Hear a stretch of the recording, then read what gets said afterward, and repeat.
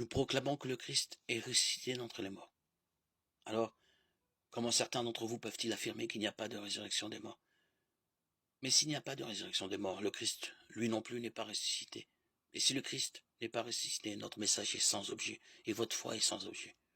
Nous voilà reconnus comme de faux témoins de Dieu, pour avoir témoigné en contradiction avec Dieu, en disant qu'il a ressuscité le Christ, alors qu'il ne l'a pas ressuscité, s'il est vrai que les morts ne ressuscitent pas.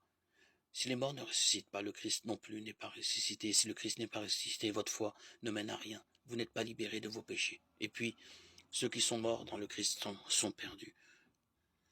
Si nous avons mis notre espoir dans le Christ pour cette vie seulement, nous sommes les plus à plaindre de tous les hommes.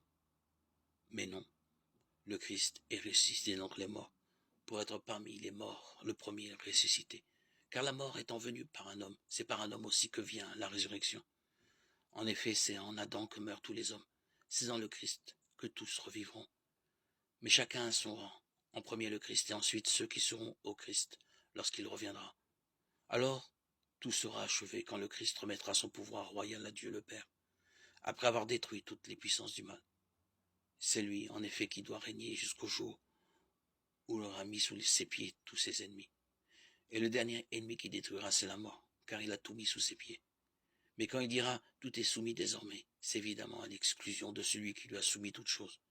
Alors, quand tout sera sous le pouvoir du Fils, il se mettra lui-même sous le pouvoir du Père, qui lui aura tout soumis, et ainsi Dieu sera tout en tous. 1 Corinthiens 15, 12, 28.